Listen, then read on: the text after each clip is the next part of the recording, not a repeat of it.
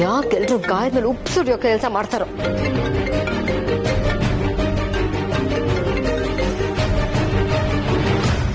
ಬಾಣಿ please, ನನಗೇನು ಮಾತಾಡೋ ಮೂಡಲಿಲ್ಲ. What, ಇನ್ನೂ ಮೂಡ್ ಸರಿ ಹೋಗಿಲ್ವಾ? ಎಲ್ಲ ಪ್ರಾಬ್ಲಮ್ ಸಾಲ್ವ್ ಆಗಿ ಹ್ಯಾಪಿ ಎಂಡಿಂಗ್ ಆಯ್ತಲ್ಲ, ಇನ್ನೂ ಯಾಕೆ ಡಿಸ್ಟರ್ಬ್ ಆಗಿದ್ಯಾ? ಏನು ಹ್ಯಾಪಿ ಎಂಡಿಂಗಾ? ಏನ್ ಹ್ಯಾಪಿ ಎಂಡಿಂಗು? ನಮ್ಮನೆ ಮಾನ ಮರ್ಯಾದೆ ಎಲ್ರ ಮನೆ ಟಿವಿಲೂ ಹರಾಜಾಗ್ತಿರುವಾಗ ಹ್ಯಾಪಿ ಎಂಡಿಂಗಾ? ಫೋನ್ ಕಾಲ್ಸ್ ಒಂದೇ ಸಮ ಬರ್ತಾನೆ ಇದೆ.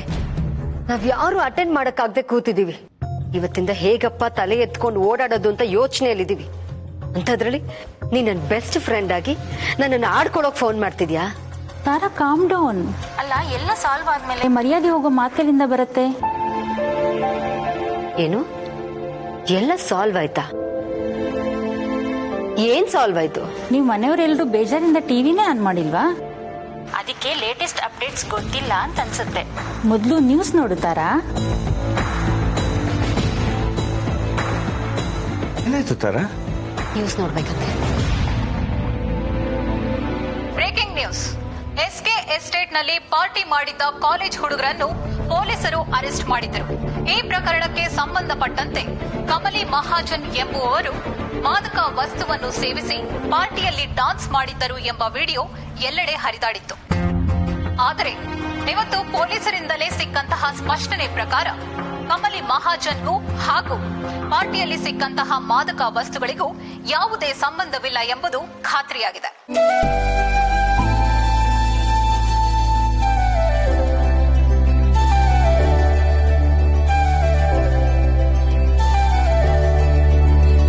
ಮಾದಕ ವಸ್ತುಗಳನ್ನು ಬೇಕೆಂದೇ ಪಾರ್ಟಿ ನಡೆಯುವ ಸ್ಥಳದಲ್ಲಿಟ್ಟು ವಿರಾಜ್ ಹಾಗೂ ಅವನ ಸ್ನೇಹಿತರನ್ನು ತೊಂದರೆಗೀಡು ಮಾಡಲು ಹೀಗೆ ಮಾಡಿದ್ದೆನೆಂದು ವ್ಯಕ್ತಿಯೊಬ್ಬ ಪೊಲೀಸರ ಬಳಿ ಒಪ್ಪಿಕೊಂಡು ಸರೆಂಡರ್ ಆಗಿದ್ದಾನೆ.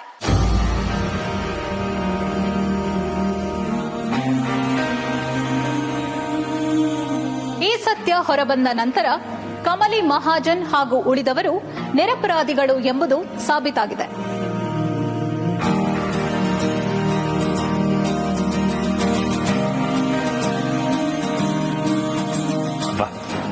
ಕಡೆಗೂ ನಮ್ ಕಮಲಿ ನಿರಪರಾಧಿ ಅಂತ ಪ್ರೂವ್ ಆಯ್ತು. ನೋಡಿದೆ ತಾರ, ಸುಮ್ಮನೆ ಕಮಲಿ ಮೇಲೆ ಸಿಟ್ಟು ಮಾಡ್ಕೊಂಡಿದ್ದೆ. ಈಗ ನೋಡು, ಇದಕ್ಕೂ ನಮ್ಮ ಕಮಲಿಗೂ ಯಾವುದೇ ರೀತಿ ಸಂಬಂಧ ಇಲ್ಲ ಅಂತ ಪೊಲೀಸ್ನವರೇ ಟಿವಿಲ್ ಜಗತ್ಗೆಲ್ಲ ಸಾರ್ಬಿಟ್ರು. ಈಗ ಸಮಾಧಾನ ತಾನೆ? ಮಾ, ಕೊನೆಗೂ ನಿನ್ ಸೊಸೆ ಯಾವ ತಪ್ಪು ಮಾಡಿಲ್ಲ ಅಂತ ಸಾಬೀತಾಯ್ತಲ್ಲ. ಈಗ್ಲಾದ್ರೂ ನಿಮ್ಗೆ ಸಮಾಧಾನ ಆಗ್ತಿದೆ ಅಂತ ಅನ್ಕೊಂತೀನಿ.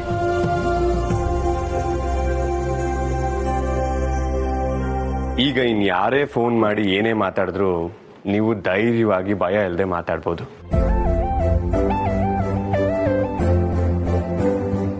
ಕಮಲಿ ಅವರೇ, ನೀವೇನು ತಪ್ಪು ಮಾಡಿರಲ್ಲ ಅಂತ ನಂಗೆ ಚೆನ್ನಾಗಿ ಗೊತ್ತಿತ್ತು. ಆದ್ರೆ ನೀವು ನಿರಪರಾಧಿ ಅಂತ ಪ್ರೂವ್ ಆಗ್ಲಿ ಅಂತ ಕಾಯ್ತಿದ್ದೆ. ಈಗ ಹಾಗೆ ಆಯ್ತು.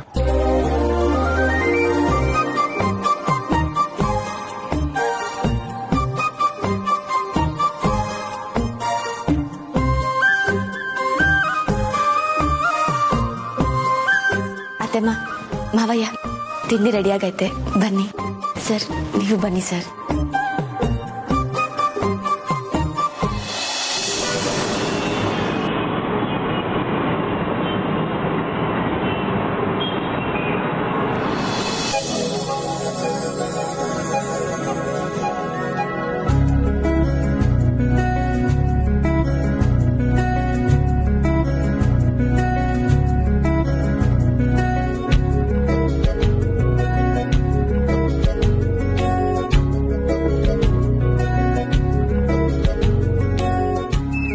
ನಿನ್ನೆಯಿಂದ ಯಾರೂ ಸರಿಯಾಗಿ ಊಟ ತಿಂಡಿ ಮಾಡಿಲ್ಲ. ಇವತ್ತು ಪ್ರಾಬ್ಲಮ್ ಎಲ್ಲ ಸಾಲ್ವ್ ಆಗಿದೆ. ನಮ್ಮ ಕಮಲಿದೇನು ತಪ್ಪಿಲ್ಲ ಅಂತ ಪ್ರೂವ್ ಆಗಿದೆ. ಇವತ್ತು ಎಲ್ಲರೂ ಖುಷಿಯಾಗಿ ಹೊಟ್ಟೆ ತುಂಬ ತಿಂಡಿತೀನಿ. ಪ್ಲೀಸ್.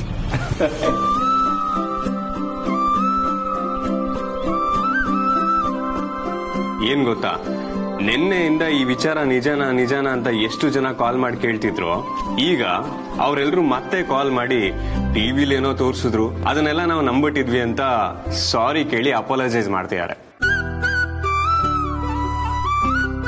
ಋಷಿ, ನನಗೂ ಸುಮಾರು ಜನ ಫೋನ್ ಮಾಡಿ ತಪ್ಪಾಯ್ತು ಅಂತ ಕೇಳ್ಕೊಂಡ್ರು.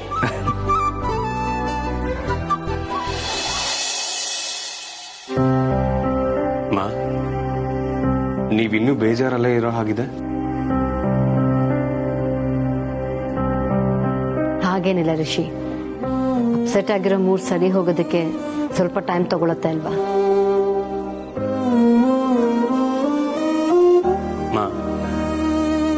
ಈಗ ಕಮಲಿ ಅವರು ಯಾವ್ದು ತಪ್ಪು ಮಾಡಿಲ್ಲ, ಕಮಲಿ ಅವರು ನಿರಪರಾಧಿ ಅಂತ ಪ್ರೂವ್ ಆಯ್ತಲ್ಲ. ಸೊ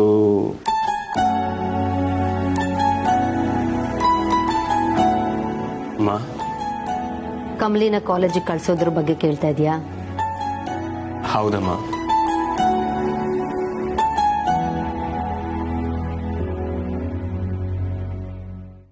ಸರಿ, ಅವಳು ಕಾಲೇಜಿಗೆ ಹೋಗ್ಲಿ.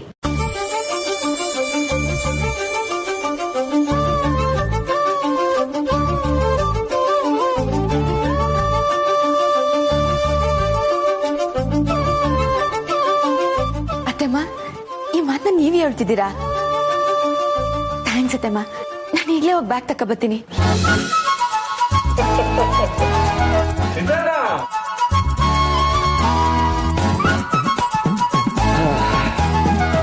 ಅಂತೂ ಬೆಟ್ಟದ ಹಾಗೆ ಬಂದ ಕಷ್ಟ ಮಂಜಿನ ಹಾಗೆ ಕರ್ಕೋಯ್ತು ಅಲ್ವಾ ಋಷಿ? ಥ್ಯಾಂಕ್ ಯು ಸೋ ಮಚ್ ಮಾ. ನೀವು ಒಪ್ಪಿಗೆ ಕೊಡೋ ತನಕ ಕಮಲಿ ಅವರು ಕಾಲೇಜ್ಗೆ ಬರಲ್ಲ ಅಂತ ಹೇಳಿದ್ರು. ನೀವು ಎಸ್ ಅಂತ ಹೇಳಿದ ಕೂಡಲೇ ಹೇಗೆ ಜಿಂಕೆ ತರ ಓಡೋದ್ರು ನೋಡಿ. ಥ್ಯಾಂಕ್ ಯು ಸೋ ಮಚ್ ಮಾ.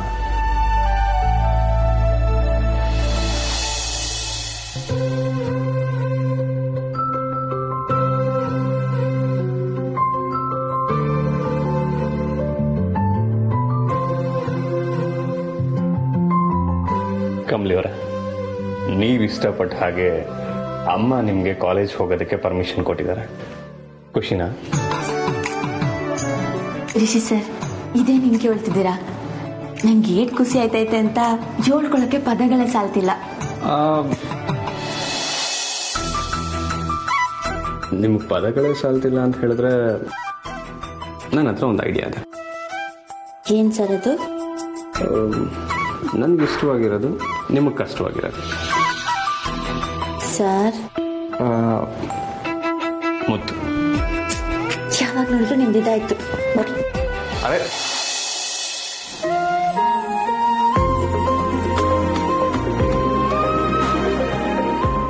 ನೆನ್ನೆಯಿಂದ ಮುತ್ತು ಕೊಡದೆ ನನ್ನ ಕೆನ್ನೆ ಎಷ್ಟು ಸೊರ್ಗೋಗಿದೆ ನೋಡಿ. ಒಂದೇ ಒಂದು ಮುತ್ತು ಕೊಡ್ತೀರಾ? ರಿಷಿ ಸರ್, ನಿಮ್ಗೆ ಯಾವಾಗ್ಲೂ ಇದಾಯ್ತು. ಬಿಡಿ, ನಾನು ಬ್ಯಾಗ್ ತಕೊಂಡ್ಬರ್ತೀನಿ.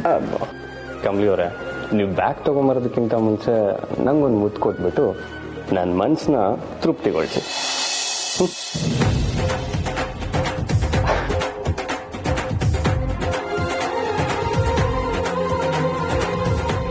ಕಮಲಿ ಅವರೇ, ತುಂಬಾ ಮೋಸಪ್ಪ. ಈಕೆನೇನು ಕಿಸ್ ಕೇಳ್ತಾರೆ.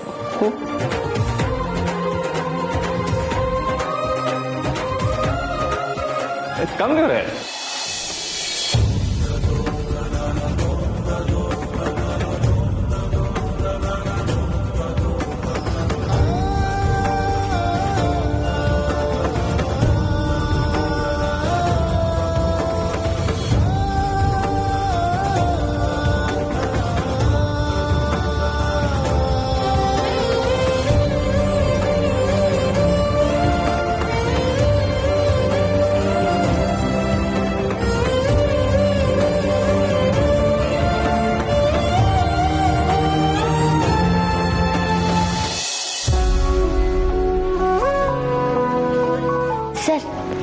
ನಿಂತ್ಬಿಟ್ರಿ, ಗೊತ್ತಾಯ್ತು. ಬನ್ನಿ ಕಾಲೇಜ್ಗೆ ಹೋಗಮ್ಮ. ಮಾವಯ್ಯ ಹೋಗಿ ಬರ್ತೀನಿ, ಅತ್ತಮ್ಮ ಹೋಗಿ ಬರ್ತೀನಿ. ಕಮಲಿ ಒಂದ್ ನಿಮಿಷ.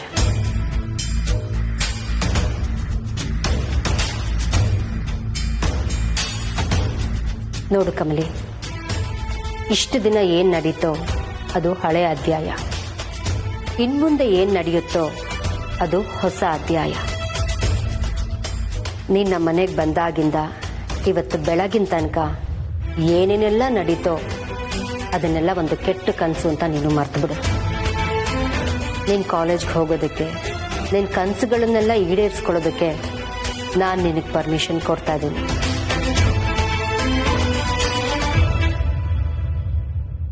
ಆದ್ರೆ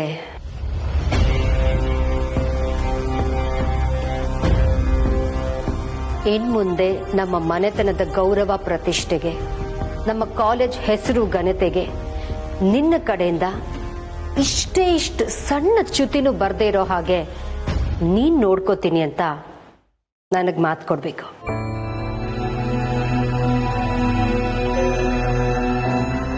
ನಮ್ಮ ಮನೆ ಗೌರವನ ಹೇಗ್ ಕಾಪಾಡಬೇಕು ಅನ್ನೋದು ನಮ್ಮ ಮನೆಯವ್ರಿಗೆಲ್ರಿಗೂ ಚೆನ್ನಾಗಿ ಗೊತ್ತಿದೆ.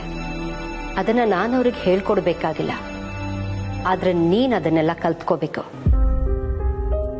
ನೀನು ಎಂಥದೇ ಸಂದರ್ಭ ಬಂದ್ರು ಅದನ್ನೆಲ್ಲ ಪಾಲಿಸ್ಬೇಕು.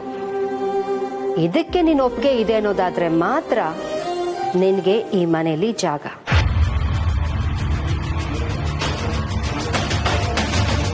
ಅದು ಬಿಟ್ಟು ನಂದ ಫ್ಯಾಮಿಲಿಗೆ ಮಸಿ ಬಳಿಯುವಂತ ಕೆಲಸ ನೀನ್ ಮಾಡೋದೇ ಆದ್ರೆ ನಿನ್ಗೆ ಈ ಮನೇಲಿ ಜಾಗ ಇಲ್ಲ. ಇನ್ಮುಂದೆ ನಿನ್ನಿಂದ ಯಾವ ಸಣ್ಣ ತಪ್ಪು ಆಗೋದಿಲ್ಲ ಅಂತ ನನಗೆ ಮಾತು ಕೊಟ್ಟು ಕಾಲೇಜಿಗೆ ಹೋಗ್ಬೋದು.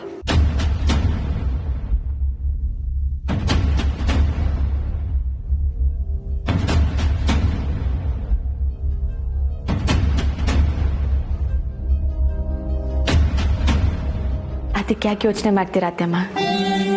ಈ ಮನೆ ಸೊಸೆ ಆಗಿ ಈ ಮನೆತನದ ಗೌರವ ಕಾಪಾಡೋದು ನನ್ನ ಕರ್ತವ್ಯ.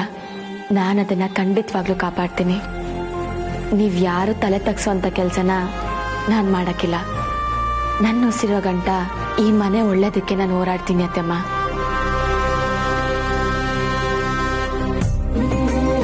ಇದು ನಾನು ಕೊಡ್ತಿರೋ ಮಾತು.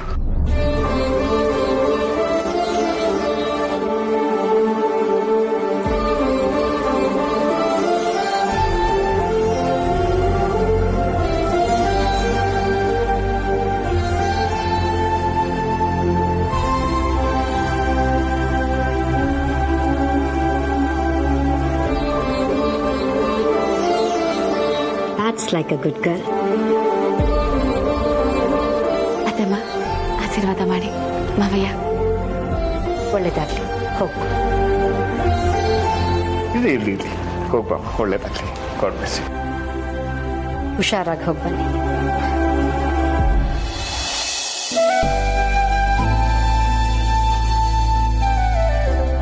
ಅಪ್ಪ ಅಮ್ಮ, ನಾನು ಕಾಲೇಜ್ಗೆ ಹೋಗ್ಬಿಟ್ಟು ಬರ್ತೀನಿ. ಬಾಯ್ಮಾ.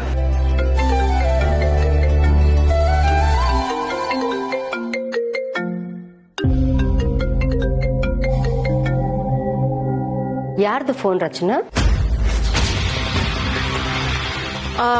ಅಮ್ಮ, ನನ್ನ ಫ್ರೆಂಡು. ರಿಸೀವ್ ಮಾಡು.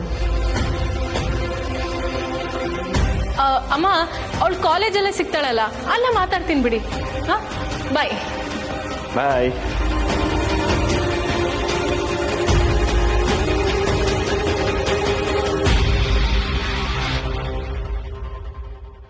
ರಮೇಶ್, ನನ್ಗೊಂದು ಮೀಟಿಂಗ್ ಇದೆ, ನಾನು ಹೋಗ್ಬಿಟ್ಟು ಬರ್ತೀನಿ.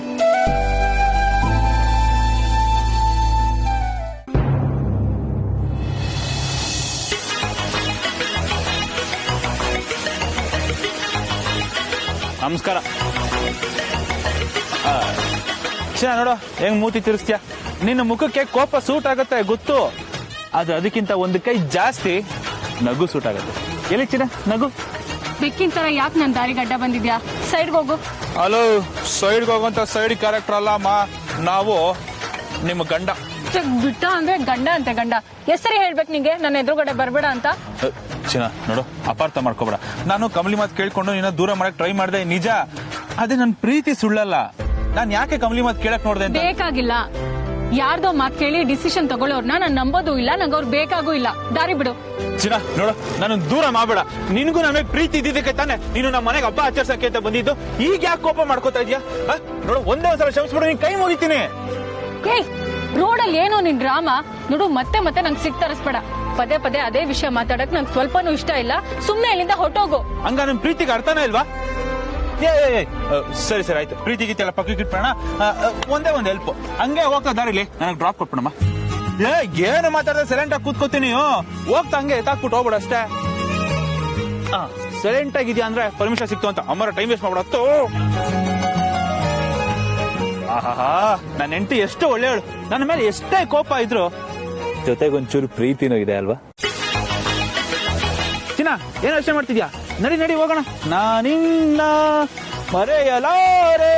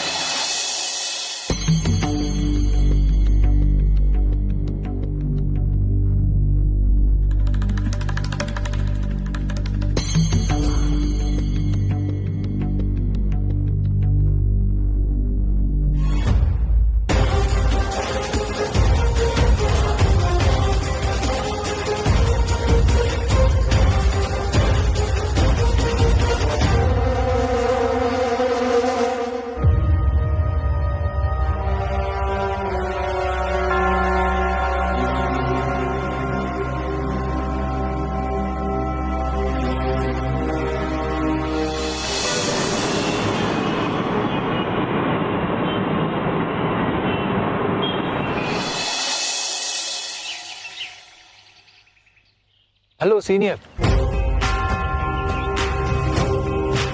ಬನ್ನಿ ಕಮಲಿ ಅವರ.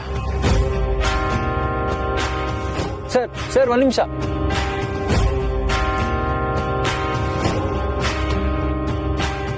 ಪ್ಲೀಸ್, ನಾನು ನಿಮ್ಮಿಬ್ರು ಜೊತೆ ಸ್ವಲ್ಪ ಮಾತಾಡ್ಬೇಕು. ಫಸ್ಟ್ ಆಫ್ ಆಲ್, ಕಮಲಿ ಅವರಿಗೆ ಮದ್ವೆ ಆಗಿದೆ ಅನ್ನೋದು ಗೊತ್ತಿಲ್ಲದೆ ಅವ್ರ ಜೊತೆ ಕ್ಲೋಸ್ ಆಗಿರೋಕ್ ನೋಡ್ದೆ. ಅದಕ್ಕೆ ನಿಮ್ಮಿಬ್ಬರ ಹತ್ರ ಸಾರಿ ಕೇಳ್ತಾ ಇದ್ದೀನಿ. ಹುಟ್ಟಾಗಿಂದ ಶ್ರೀಮಂತಿಗೆ ನೋಡ್ಕೊಂಡ್ ಬೆಳ್ದೋ ನಾನು. ನಂಗೆ ಏನೇ ಬೇಕಂದ್ರೂ ಈಸಿಯಾಗಿ ಕೈಗೆ ಸಿಕ್ತಿತ್ತು. ನಂಗೆ ಏನೇ ಇಷ್ಟ ಇದ್ರು ಆರ್ಡರ್ ಮಾಡೋದಷ್ಟೇ ನಂಗೆ ಗೊತ್ತು. ನಾನು ಏನು ಕಷ್ಟ ಪಡ್ದೇನೆ ಎಲ್ಲಾನು ನಂಗೆ ಕೈ ಸಿಕ್ತಿತ್ತು. ದೊಡ್ಡವ್ರ ಮನೆ ಮಗ ಅಂದ್ಮೇಲೆ ಗೌರವನು ತಾನಾಗೆ ಸಿಕ್ತಿತ್ತು. ಗತ್ತು ನನಗೆ ಗೊತ್ತಿಲ್ಲದೆ ಹೆಚ್ಚಾಗ್ತಾ ಹೋಯ್ತು. ಆ ಮನಸ್ಥಿತಿನೇ ಕಮಲಿ ಅವ್ರನ್ನ ಪಾರ್ಟಿ ಕರ್ಸಿ ಅಲ್ಲೇ ಉಳಿಸ್ಕೊಂಡು ಅವ್ರಿಗೆ ಸುಮ್ನೆ ತೊಂದರೆ ಕೊಡೋಗಾಯ್ತು. ಒಂದ್ ಹೆಣ್ಣು, ಅದ್ರಲ್ಲೂ ಮದ್ವೆ ಆಗಿರೋ ಹೆಣ್ಣು, ಅವ್ರ ಬಗ್ಗೆ ಮೀಡಿಯಾದಲ್ಲೆಲ್ಲ ಬಂದ್ರೆ ಅವ್ರಿಗೆ ಎಷ್ಟು ಅವಮಾನ ಆಗುತ್ತೆ ಅಂತ ನನ್ಗೀಗ ಅರ್ಥ ಆಯ್ತು. ನನ್ಗೆ ಶ್ರೀಮಂತಿಕೆಯಿಂದ ಸಿಕ್ತಿದ್ ಗೌರವ ಸ್ಟೇಷನ್ ಅಲ್ಲಿ ಸಿಗದೆ ಇದ್ದಾಗ ನನ್ಗೆ ಎಷ್ಟು ಬೇಜಾರಾಯ್ತು. ಅಂತದ್ರಲ್ಲಿ ಇವ್ರ ವ್ಯಕ್ತಿತ್ವ, ಇವ್ರ ಓದು, ಇವ್ರ ಸಿಂಪ್ಲಿಸಿಟಿಯಿಂದ ಪಡ್ಕೊಂಡಂತ ಗೌರವ, ಇದನ್ನೆಲ್ಲಾನು ನಾನು ಒಂದೇ ಸಲ ಮಣ್ಣು ಮಾಡ್ದೆ ಅಂತ ಇವ್ರಿಗೆ ಎಷ್ಟು ಬೇಜಾರಾಗಿರ್ಬೋದು. ಈಗ ನನ್ಗೆ ನನ್ ತಪ್ಪಿನ ಅರಿವಾಯ್ತು ಸರ್. ಅದಕ್ಕೆ ನಾನು ಕೈ ಮುಗಿದು ಕ್ಷಮೆ ಕೇಳ್ತಾ ಇದ್ದೀನಿ. ಅಯ್ಯೋ, ಇದ್ರಾಗ ನಿನ್ ತಪ್ಪೇನೈತೆ? ಪಾರ್ಟಿನಾಗೆ ಯಾರೋ ನಿನ್ಗೆ ಆಗದೆ ಇರೋರು ಬೇಕು ಅಂತಲೇ ಕೆಲಸ ಮಾಡವ್ರೆ. ಹೋಗ್ಲಿ, ಬಿಟ್ಬಿಡು. ನನ್ನಿಂದ ಎಷ್ಟೇ ತೊಂದರೆ ಆದ್ರೂ ಮತ್ತೆ ನನಗೆ ಕ್ಷಮಿಸ್ತಿದ್ರಲ್ಲ ಸೀನಿಯರ್. ಅದಕ್ಕೆ ನಿಮ್ಮನ್ನ ಗ್ರೇಟ್ ಅನ್ನೋದು. ಆಗಿದ್ದಾಗೋಯ್ತು. ಈಗ್ಲಾದ್ರೂ ಓದಿನ ಕಡೆ ಗಮನ ಕೊಡು. ಅದೇ ವಿಷಯ ಹೇಳ್ಬೇಕಂತ ಬಂದೆ ಸರ್. ಇದು ಎಲ್ಲದ್ರಿಂದ ನನ್ನ ಮನ್ಸಿಗೆ ತುಂಬಾ ಬೇಜಾರಾಗಿದೆ. ಕಮಲಿ ಅವ್ರ ಜೊತೆನೂ ತಪ್ಪಾಗಿ ನಡ್ಕೊಂಡೆ ಅಂತ ಗಿಲ್ಟ್ ಕಾಡ್ತಾ ಇದೆ. ಅದಕ್ಕೆ ನಾನು ಕಾಲೇಜ್ ಚೇಂಜ್ ಮಾಡ್ತಾ ಇದ್ದೀನಿ. ಪುಣೆಗೆ ಶಿಫ್ಟ್ ಆಗ್ತಾ ಇದ್ದೀನಿ. ಇನ್ ಮುಂದೆ ನನ್ನಿಂದ ಯಾವುದೇ ತೊಂದರೆ ಆಗಲ್ಲ ಸೀನಿಯರ್. ನಡೆದಿದ್ದನ್ನ ನಾವು ಮನ್ಸಲ್ಲೇ ಇಟ್ಕೊಂಡಿಲ್ಲ. ನೀನ್ ಯಾಕೆ ಈ ತರ ನಿರ್ಧಾರ ತಗೊಂಡಿದ್ಯಾ? ನನಗೂ ಚೇಂಜ್ ಬೇಕಿತ್ತು ಸರ್. ಅದಕ್ಕೆ ಈ ನಿರ್ಧಾರಕ್ಕೆ ಬಂದೆ. ನಿಮ್ಗೆ ಏನೇ ಸಹಾಯ ಬೇಕಂದ್ರೂ ವಿತೌಟ್ ಎನಿ ಹೆಸಿಟೇಷನ್ ನೀವ್ ನಂಗೆ ಕಾಲ್ ಮಾಡ್ಬೋದು. ಸರಿ, ಸಂದಾಗೋದು. ಒಳ್ಳೇದಾಗ್ಲಿ. Good luck. Bye senior. Bye sir.